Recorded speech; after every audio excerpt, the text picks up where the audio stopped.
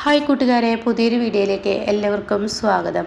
അങ്ങനെ രഘു ചീരുവിനെ കുറിച്ച് പറയണം കേട്ടോ. ചീരു നിന്നെക്കുറിച്ച് എന്തെങ്കിലും ഒരു തെറ്റായ കാര്യം പറഞ്ഞു കഴിഞ്ഞാൽ തീർച്ചയായും നിൻ്റെ കാര്യം കഴിഞ്ഞടാ എന്ന് പറയണം കേട്ടോ. ഇത് കേട്ട വിനയം പറയണ ഒരിക്കലും എന്നെക്കുറിച്ച് പറയില്ല എൻ്റെ ചീരു. കാരണം എന്താ അറിയോ? കാരണം ഞാൻ എൻ്റെ ചീരുവിനെ മാത്രമേ സ്നേഹിച്ചിട്ടുള്ളൂ. സ്നേഹം കൊണ്ട് അവളോട് എന്തൊക്കെ തെറ്റുകൾ ചെയ്തു എന്നുള്ളത് തെറ്റ് തന്നെയാണ്. പക്ഷേ അന്യ പെണ്ണിനെ തേടി ഞാൻ പോയിട്ടില്ല. അതിൽ രഘു വല്ലാതെ അങ്ങ് ചെറുതായി പോയിട്ടോ. രഘുവിന് അതിൻ്റെ വാക്കുകളില്ല.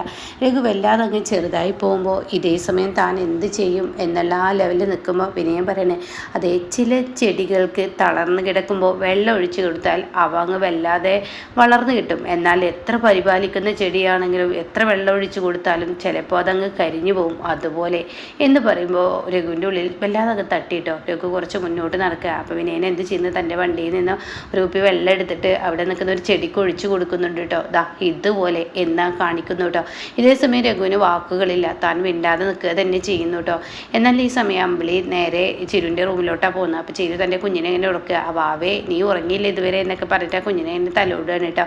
അപ്പോൾ ഈ സമയം എന്തായാലും നിനക്ക് വിനയൻ എന്തെങ്കിലും ബുദ്ധിമുട്ടുണ്ടാക്കിയ ചിരു? ഇല്ല, ബുദ്ധിമുട്ടൊന്നും ഉണ്ടാക്കിയില്ല. അയാളെ കൊണ്ട് സഹായം കുറച്ചൊക്കെ സഹായങ്ങൾ ചെയ്തു. എന്നാലും ഞാൻ രഘുവേട്ടൻ്റെ കൂടെ പോകുന്നില്ലെന്ന് പറഞ്ഞതാണ്. പിന്നീട് രഘുവേട്ടനെ നീ എല്ലാം നിർബന്ധിച്ചതെന്നൊക്കെ പറയണം. അതൊക്കെ അവിടെ നിൽക്കട്ടെ. നമ്മുടെ ദയ എന്ത് ദയ കണ്ടില്ല, ആസ്പത്രി അഡ്മിറ്റ് ആക്കിയിരിക്കുക. ദയക്ക് വേറെ എന്തൊക്കെയോ പ്രശ്നങ്ങളുണ്ട്. ദയക്ക് വയറിനുള്ളിൽ എന്തോ പ്രശ്നമാണല്ലോ. അത് അവൾ പ്രഗ്നൻ്റ് ഒന്നുമല്ല.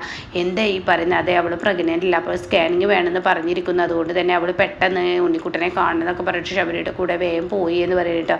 എന്തായാലും വിനയൻ ഇവിടെ വന്ന് ഈ സമയം തന്നെ ആ ചിരു നീ പറഞ്ഞത് കൊണ്ടല്ലേ ഞാൻ പോയതെന്നൊക്കെ പറയുമ്പോൾ അതൊന്നും കുഴപ്പമില്ല, എന്തായാലും നിന്നെ സഹായിച്ച വിനയനെ ഒരു ചായ ഇട്ട് കൊടുക്കട്ടെ എന്ന് പറഞ്ഞ് പോവാണ് കേട്ടോ. പിന്നീട് ഇവർ ചായ കുടിക്കുന്ന രംഗമാണ്.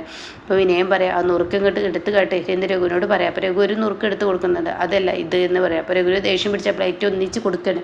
അപ്പോൾ ആ സമയം ചീരു അങ്ങോട്ടേക്ക് കടക്കുകയാണ്. അപ്പോൾ അമ്പിളി ഇങ്ങോട്ട് വരുന്നുണ്ട്. അപ്പോൾ അമ്പിളി ചേച്ചി ഈ പാൽ ആർക്കാ, ലച്ചുമോൾക്കാണോ എന്നാൽ ഞാൻ കൊടുക്കാമെന്ന് പറഞ്ഞിട്ട് പാൽ വാങ്ങാൻ ഒരുങ്ങുമ്പോൾ ഉടൻ തന്നെ വിനയം പറയണേ, അതെ പാല് ലച്ചുവിന് ചിരു നീ കൊണ്ടു കൊടുക്കണ്ട. നീ കൊണ്ടു കൊടുത്താൽ ചിരു കുഞ്ഞിന് പനി വരും.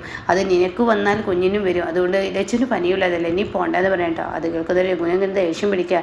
അപ്പോൾ വിനയം പറയാം, ഞാൻ ഒന്നും ഉണ്ടായിട്ട് പറഞ്ഞതല്ല, ഉണ്ണിക്ക് വരണ്ടെന്ന് കരുതിയാണ്. കുട്ടിക്ക് വന്നാൽ അത് ബുദ്ധിമുട്ടല്ലേ. അപ്പോൾ ചീരു ഇത് ലച്ചുവിനെ അതായത് ആർച്ചക്കും ഭദ്രയ്ക്കാണ്. അവർ എണീക്കുമ്പോൾ അവർക്ക് പാല് വേണം. അപ്പോൾ അവിടെ കൊണ്ടുവെക്കാന്നൊക്കെ പറഞ്ഞിട്ട് അങ്ങ് പോവാണ് കേട്ടോ. ഇതേ സമയം ചീരു തൻ്റെ കുഞ്ഞുങ്ങളുടെ അടുത്തോട്ട് പോവാണ്. ഇതേ സമയം വിനയനോട് ചോദിക്കും. വിനയം പറയണേ, എന്താ രഘുവേട്ട എന്നെ എങ്ങനെ നോക്കുന്നത്, ഇവിടുന്ന് പോവാറായില്ലേ എന്നുള്ളതാണ്. അതെ, നിനക്ക് പോവാറായില്ലേ, ഇനി മതിയില്ലേ, ഇനി പോയിക്കൂടെ എന്നിങ്ങനെ ചോദിക്കുമ്പോൾ രഘുവേട്ട ഞാൻ ഇവിടെ വന്നിട്ടുണ്ടെങ്കിൽ എൻ്റെ കാര്യങ്ങൾ ഞാൻ നിറവേറ്റിയിട്ടുണ്ടെങ്കിൽ തീർച്ചയായും ഞാൻ എന്തെങ്കിലുമൊക്കെ ചെയ്യും. നിങ്ങൾ പേടിക്കുന്ന, നിങ്ങൾക്ക് തടസ്സമാവുന്ന ഒരു കാര്യവും ഞാൻ ചെയ്യത്തില്ല. നിങ്ങളെ കുറ്റപ്പെടുന്ന ഒരു കാര്യവും ഞാൻ പറയില്ല. നിങ്ങൾ പേടിക്കണ്ട എന്നൊക്കെ അങ്ങനെ പറയാൻ കേട്ടോ. ആ സമയം ശരിക്കും ദേഷ്യം പിടിക്കുകയാണെങ്കിൽ ഈ പറയുന്ന വിനയൻ കേട്ടോ, സോറി രഘുവിന് കേട്ടോ. അങ്ങനെ ഇരിക്കുമ്പോൾ കാണാൻ പെട്ടെന്ന് മാഷും അതുപോലെ മഞ്ചാടിയും കയറി വരുന്നത്. അപ്പോഴേക്കും വിനയൻ ഓടിച്ചില്ലാണ്. അപ്പോൾ ആ വിനയൻ എന്താ ഇവിടെ? അപ്പോൾ മഞ്ചാടി ചോദിക്കുന്നുണ്ട് ആരുടെ വണ്ടിയാണ്, വിനയൻ്റെ വണ്ടിയാണെന്ന് മാഷ് പറയുന്നുണ്ട്. കൊള്ളാലോ എന്നൊക്കെ മഞ്ചാടി പറയണേ. അങ്ങനെ വിനയൻ എന്താ ഇവിടെ വന്നിരിക്കുന്നത്, ഞാൻ ഈ ഒരു കാര്യത്തിന് വേണ്ടി വന്ന ഇതിലേ കയറി. അപ്പോൾ ഇവിടെ ആരും ഉണ്ടായിരുന്നില്ല. എന്താ ഇനി പറയുന്നത്? അതെ, ചീരുവിൻ്റെ അടുത്ത് ആരും ഉണ്ടായിരുന്നില്ല. ചീരും 3 കുട്ടികളും മാത്രമേ ഉണ്ടായിരുന്നുള്ളൂ. ഞാനുള്ളത് കൊണ്ട് ഇത് രക്ഷപ്പെട്ടു. പെട്ടെന്ന് വന്നുകൊണ്ട് ചീരുവിനൊരു സഹായമായി. 2-2.5 മണിക്കൂറായി ഞാൻ വന്നിട്ട്, അതുകൊണ്ട് ഞാനിവിടെ നിൽക്കുകയാണ് എന്നൊക്കെ പറഞ്ഞ് വിനയൻ അഭിനയം തുടരുകയാണ് കേട്ടോ. ഇതേ സമയമാണെങ്കിലോ മാഷ് പറയുന്നത്, എന്താ രഘു ഞാൻ ഈ കേൾക്കുന്നത്, ചീരുവിനെ തനിയാക്കി നിങ്ങൾ എങ്ങോട്ടേക്ക് പോയി? അത് പിന്നെ ഹോസ്പിറ്റലിൽ പോകേണ്ട ആവശ്യം ഉണ്ടായിരുന്നു. കുഞ്ഞിന് വയ്യ, ലച്ചുവിന് വയ്യ, ദയക്ക് വയ്യ. അപ്പോൾ രണ്ടുപേരെയും ഒരുമിച്ച് കൊണ്ടുപോകേണ്ടി വന്നു. ശബരിയും പെട്ടെന്ന് വന്നു. എന്നാലും ചീരുവിനെ തനിച്ചാക്കി പോകാൻ പാടില്ലെന്ന് ഞാൻ പറഞ്ഞതല്ലേ, ഞാൻ പറഞ്ഞിട്ടില്ലേ, നിങ്ങളെ രണ്ടുപേരെയല്ലേ ഞാൻ ഏൽപ്പിച്ചതെന്നൊക്കെയാണ് പറയുന്നുണ്ട് കേട്ടോ. ആ സമയം വിനയന് സന്തോഷമാണ്. രഘു ഒന്നും മിണ്ടാതെ അങ്ങോട്ട് പോവാണ്. അങ്ങനെ മാഷ് ചോദിക്കാൻ, വിനയ നിനക്ക് പോരായില്ലേ, ഇനി നീ പോയിക്കോ എന്ന് പറയണം. അപ്പോൾ ആ സമയം വിനയം ശരിയെന്ന് പറഞ്ഞിട്ട് ഇനിയിപ്പോൾ എന്താ ചെയ്യുക, എന്നെ ഇവിടുന്ന് പറഞ്ഞേക്കാനുള്ള പരിപാടിയാണല്ലോ, ഇനി പറഞ്ഞേക്കാതിരിക്കും, എന്തെങ്കിലും ഒരു വഴി കണ്ടെത്തണം താനെ ഇങ്ങനെ മനസ്സുകൊണ്ട് ചിന്തിക്കാം. അപ്പോൾ ആ സമയം കാണാം ലച്ചുവിനെ മാഷിൻ്റെ റൂമിൽ നിന്ന് എടുത്തു കൊണ്ടുവരാൻ പോവാണ് കേട്ടോ.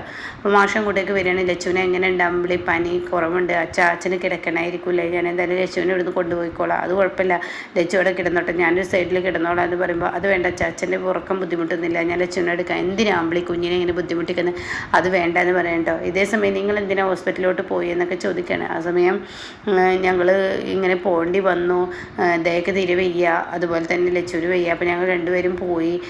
ഇനി വേറൊരു ഹോസ്പിറ്റലിൽ കാണിക്കാൻ. അപ്പോൾ ദയക്ക് എന്താ കുഴപ്പമെന്ന് അറിയില്ല, എന്തായാലും അവൾ പോയിട്ടുണ്ട്, ദയക്ക് ഇതിന് മുന്നേ ഛർദിൽ അത് തന്നെയാണ്, അപ്പോൾ കാണിക്കാൻ പറഞ്ഞിട്ടുണ്ട് എന്നൊക്കെ എന്നെ പറയുമ്പോൾ വിനീ കാണാൻ തൻ്റെ വണ്ടി ഇങ്ങനെ ഓണാക്കിയതിന് മുകളിലൂടെ ഇങ്ങനെ ഓണാക്കുന്ന കേട്ടോ.